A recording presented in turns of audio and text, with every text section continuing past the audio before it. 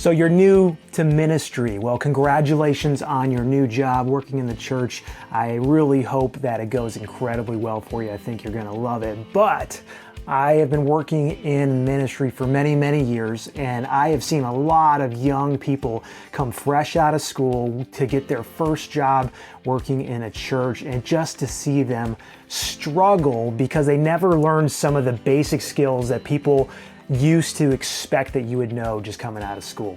So my hope today is to just talk about a few tips, a few pointers that I've seen. These are more on the practical side of things. Hopefully you got the biblical knowledge, but just on the practical side of things, some of the skills, some of the tools that I hope that you would have and develop so that you can excel in ministry in your early years. Keep a to-do list. And I know this sounds really, really basic, but there's so many young people coming out of school who they don't do this. They expect maybe that they'll just remember everything because they're young and their brains are fresh or whatever it is. But here's the thing, do not ever trust yourself that you're going to remember every little thing that you need to do. Keep it on a list. I don't care how you do the list. I've got a few ways that I like to do it. I've got a planner that I use that I have on my website at propreacher.com. You can check it out if you want to use that, or if you want to just use a reminder app on your phone or whatever it is, but keep a running to-do list of all the things you have to do and dates by which they need to be done. It'll help you out so much. There are gonna be things in ministry that you come across every single day that you need to do. You gotta write that down. There's gonna be something that pops in your head late at night and you're like, oh my goodness, I can't forget to do that. You gotta write that down because later on you're gonna forget to do it. And when you are young and in ministry and trying to prove yourself and build trust and prove that you're reliable and that you can handle your duties, you gotta remember the things you're supposed to do and make sure that you get those things done. And the only way to do that is to keep a running to-do list. Use a calendar and be on time. I know it sounds weird, but there's many people who go by their life, maybe in college or whatever, they just memorize their schedule. Maybe it's more simple and so they don't have to think about it much, and they don't get in the habit of using a calendar. I'm telling you, in ministry, in the professional workplace, you've got to have a calendar. You've got to keep it updated and organized. I've run into a lot of people that struggle early in ministry because they just can't be on time. They're disorganized, and then you start to say, hey, this person is being disrespectful because they're not respecting my time. When you show up on time, and even early, show up 5-10 minutes early to every single meeting, every single place you need to be, you're valuing their time.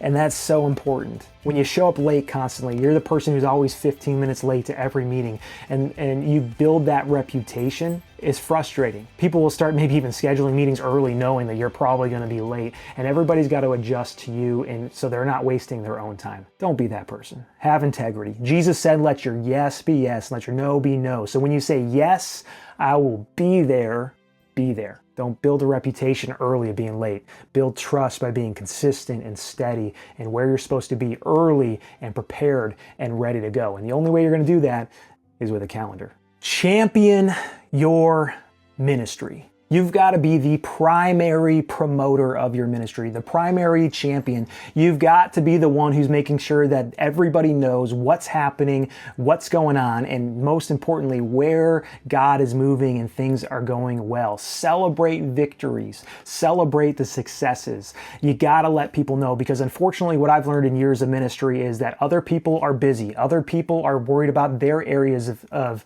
responsibility or their little corner of the church. And if you're not constantly putting your stuff out there, promoting your ministry, letting people know about the events or the activities or the wins, other people aren't going to do that for you. And other people aren't going to know what's happening. And that can start to go really poorly for you. Say you're in youth ministry and you're always out and about, you're going to schools, you're meeting with school clubs, or you're catching up with leaders and you're meeting with them for coffee during the day, or you're going out and you're going to students' activities at night, and you're always out and you're always busy, but you're not in the office that much because most of your hours are being spent doing things with other people. That's wonderful. A lot of people want that in a youth leader, but here's the problem. A lot of times, if you don't tell people what you're doing, people start to wonder, where are they? What are they doing? Are they even working? They're never at their desk. And it can start to go poorly for you because you start to get a bad reputation, like you're never around or you're not doing anything. So you've got to let everybody know. You've got to tell your supervisors, tell everybody, hey, I'm going to this. Hey, I had this morning. It went really, really great. Post a photo of it. Celebrate that student. Celebrate that person. And that does two things. One, it promotes and celebrates what that person's doing. And then two, it shows other people what you're doing, gets people excited about your ministry. Because I'll tell you what, as a parent, I love seeing when our youth guys are out and about doing stuff. I'm celebrating that. And that's the kind of ministry I would get excited about. And that's the kind of ministry that people want to be part of when they see you're doing these kinds of things. As long as you're not being so self-promotional, making it all about you. If your motive is pure, you're not promoting yourself, you're promoting God and what He's doing. You're celebrating the wins. You're celebrating the way that God's moving. You're celebrating your people in your ministry and the people that you're reaching for Christ and the way that God's doing it. And that is a wonderful thing. So you got to be the champion for ministry. Tell everybody what you're doing. Tell everybody where you're going. Tell everybody when you're leaving the office, hey, I'm going to be going doing this. I'll be back later. Let everybody know what's happening and over-communicate, oversell and promote and champion what you're doing, and it'll go real well for you. Mind your perception. Now, this one kind of goes along with the other one, but let's be honest. What God thinks about you is the only thing that really matters. It's the most important thing in the end. However, I do want to say it is important to care about the way that you are presenting yourself to others. You're an ambassador for Christ. You are representing your church, your ministry in every single thing that you do, and you want to represent it well. So think about the way that you are representing God. When you're showing up to work, and you're showing up to your ministry events and you look just very sloppily put together, like you're not taking care of yourself, like you just got out of bed, everything's wrinkly and messed up and maybe mismatched. I know this sounds superficial, and it is. It's not the most important thing, but people are going to assume based on the way that you're presenting yourself, maybe you're unprofessional, maybe you're lazy, maybe you're not very organized as a person. The point is, when you present yourself in a professional manner, people see that you care, that you're organized, that you're a person who looks like they can be trusted. And when you present yourself in a sloppy way and you're all disheveled looking and disorganized, or maybe even immodest in the way that you dress, don't do that. You're not representing the church well. And you look like a person who maybe isn't as trustworthy or isn't as professional or isn't as organized. And you're giving off a false impression or maybe a bad impression of your church. Doesn't mean you have to spend a ton of money on clothes. It doesn't mean you have to wear the latest fashion. It doesn't mean any of that stuff. But for your culture, for where your church is, for what your church style is, you got to at least present yourself well. And this isn't just about what you wear or how you look. It's also about what you do. When you're out and about in the community, even on a day off, what are you doing? Are you honoring God? Because how people perceive you, even if you're not doing anything bad, does matter. Whatever it is you're doing, you're representing the church, you're representing God. Do it well. Being an ambassador for Christ isn't something to be taken lightly. Let's represent Him well. Let's put our best foot forward. Let's not put all of our focus on how people perceive us and how things look, but at the same time, let's handle ourselves in a way that doesn't dishonor God. Choose your battles wisely. If you're new in ministry and you're young, I would encourage you highly, especially right out the gate, default to a yes answer unless you have a really strong, well thought out reason for why you have to say no. I'm not saying you should be a yes man or a yes woman, but I've seen young people come into a church and the church is excited to hire this person and then constantly pushing back, constantly no, constantly that's not how I want to do things. No, I'm not going to do that. If you're that kind of person constantly pushing back, you're just going to drain the people around you. Be a person who's excited about doing the work, excited about joining in, even on things that aren't necessarily your area of responsibility. Participate and choose those battles when you need to push back wisely. There's going to be times in ministry where you need to say no. You got to learn how to say no quite often. But at first, default to yes and say no when you have a really good, well thought out reason. If it's immoral, absolutely. If it's unbiblical, absolutely say no. But if it's something that's just a preference thing and maybe your supervisor's asking you to do something that maybe you really don't want to do, but they really want you to do it and there's nothing wrong with it, go with it. Be enthusiastic about it. Try to have a good attitude and do what you're asked to do. Choose those battles, those times when you need to say no or when you need to push back wisely.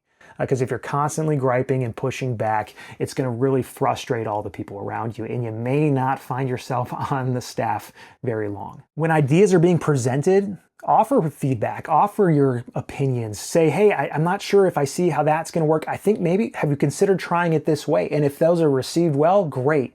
But if the people who are in charge say, no, you know what, I appreciate that, but we really want to go this route, then say, okay, let's do it, and execute that decision with enthusiasm and a smile. It's okay to give some feedback. It's okay to share your ideas, and you should do that. But don't constantly say, no, no, no, I won't do that. Don't be that kind of person. Be a humble, hard worker. Despite what you might think when you get the job at first, don't think that somehow you have arrived just because they gave you the position. That's the first step. You got in the door, congratulations, but you have not arrived. Not everyone here is just blessed just because you walked into the room. Be humble. Realize that you're new, that you've got a lot to learn, that you may not even realize all the things that you don't know yet because you haven't been through the grinder of ministry that others have been through. So when you get in there, just be humble, be hungry to constantly learn, to grow, to serve, to help the church, and work hard. You're not just working for the people who hired you. You're not just working for other people in the church. You are working for the Lord. So give Him your best effort. Put your best energy forward. Ministry is not a job just to punch a clock, just to get a paycheck. Okay, if you're trying to do that, go somewhere else. You're not just there just to collect. You're there to serve. You're there to give God your best. And sometimes that's going to mean working extra hours. Sometimes that's going to mean working weird hours late into the night or early in the morning, or showing up for this or that. And it's not always convenient. It's not always easy, but stay humble, stay grounded, and work hard. Give your best to God. Give Him all the glory. You do that, and you be that kind of person, and things are going to go really well for you. I like to say it this way: when I'm working with staff, when I'm hiring people, I would much rather find somebody on my team who I have to say whoa than somebody who I have to say go. I'd rather have to say whoa, slow down, man, you're working way too much, you need to take a vacation. Whoa, slow down, you're driving too hard,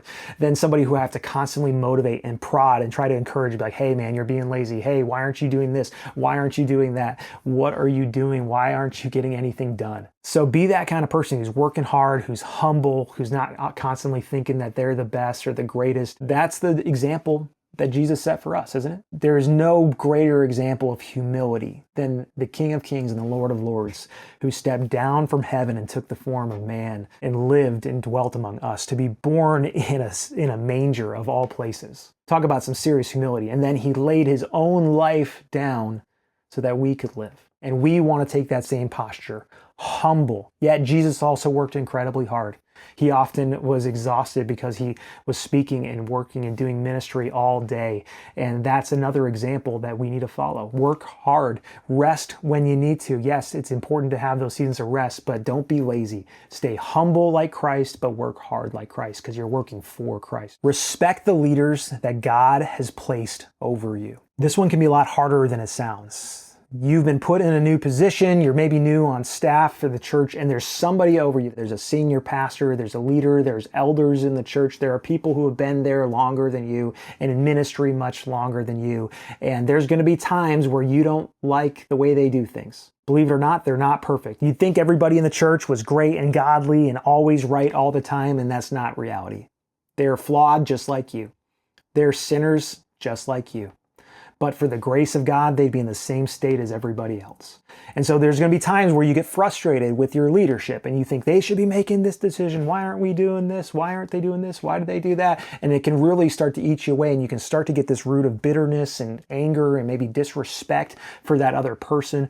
And I'll tell you what, it can just torpedo your ministry. Whether you agree with every decision or not, as long as it's not immoral, as long as it's not unbiblical, try your best to honor the people that God has placed in authority over you. God's in control of all things, and for whatever reason, whether you agree with Him or not, He has put that person in charge of that church or in charge of you for this season of life. So learn from them everything you can learn from them. Try your best to serve them and honor them and respect them as best as you can. It's honoring to God, and it's honoring to that leader. And it'll encourage them, and it'll help them, and it'll also build up credibility with you so that when you do see something that needs to change, You can speak to them in a way that they'll listen and they'll understand because you've shown them so much respect that they won't immediately think, well, this person just hates me. This person's just constantly being belligerent. This person's just constantly griping and complaining. No, you've showed them honor. You've showed them respect. And so then when you finally do see something that you need to speak into them and maybe challenge them on, they'll receive it way better because you've shown them so much respect and so much honor. And they'll want to listen to you. And I'll tell you, when you're young in ministry, you don't understand what these people have been through. Often I've gone into churches and there's been somebody who's been a lead pastor for 20 some years, and they have scars for battles that they fought that I could never understand early in my days of ministry. When you're in ministry for years and years on end, you see some things. You've gone through some battles. There's been spiritual warfare and people in the church who have attacked you and your family and your credibility. And there's been people who have stabbed you in the back and hurt you, and people you thought were your friends who then turn against you. There's been decisions you've made that you thought were good that then turned out to be disastrous. And you go through some stuff in ministry, and there's scars, there's wounds. But those scars in those years of ministry also bring with it a lot of wisdom. Your leader may see things from a perspective that you just don't see. So try your best to honor them. There's wisdom in those leaders' scars. In those leaders' flaws, there's also wisdom and things you can learn from. And God has put them over you for this season for a reason. So do your best to honor and respect them and serve the church well. Sweat the small stuff. Now, I know that sounds contradictory. Everybody always says, oh, don't sweat the small stuff. Just let it go. It's not a big deal. And I see that mentality in churches all the time. This lack of care for the little details. And what does it matter if the church is messy? God cares about our heart. What does it matter if my ministry is a little disorganized? God cares more about people than he does about, organization or whatever else. And it's really easy for us to let the little details go and to let things kind of get messy or let things get disorganized or let things get sloppy. I see it in churches all the time. And I think that's not the right way that we should be approaching things. You want to be really incredible as a young person coming into a church, care about the details. Don't get so overwhelmed by the little things and the little problems that you get all stressed out and whatever, don't go crazy on this stuff. But notice the details, care about the little things, because those little things make a big difference. How quickly do you respond to emails and phone calls? Are you quick to respond to get back to people because you care about the details? How organized are you in your ministry? Are you letting people fall through the cracks or forgetting about things that you promised you would do to people because you're not taking a to-do list down? How prompt are you and on time are you to meetings and when you're respecting other people's time like we talked about? It's easy to let those get sloppy, but man, care about those little details of being on time, of being prompt to things, of remembering the small things, of following up with people quick and promptly, of remembering people's names. It's a little thing. It's a small detail. But man, when you can remember somebody's name, it means a lot to them. It shows them how much you care. If you're running a ministry where people are showing up to it every single week, care about those little details. Show up extra early. Make sure it's clean. Make sure everything's set up. That's just good hospitality, making sure that the room's cooled properly or ready for your guests and everything's set up and ready to go. So when people are showing up, it's not just all chaos and crazy and you're still punching things into your slides or whatever else it is you need to get ready. Have that done way ahead of time. Those little details matter. Care about those little things. So those are my tips. Now, there's a lot more things I could probably share. There's definitely a lot more biblical things, but these are just some practical things that I think young people in ministry need to know. You do those things, you focus on some of these things and do it well, and you're going to set yourself up as just a notch above everyone else. They're going to be glad that they brought you on staff, and it's going to go well for you.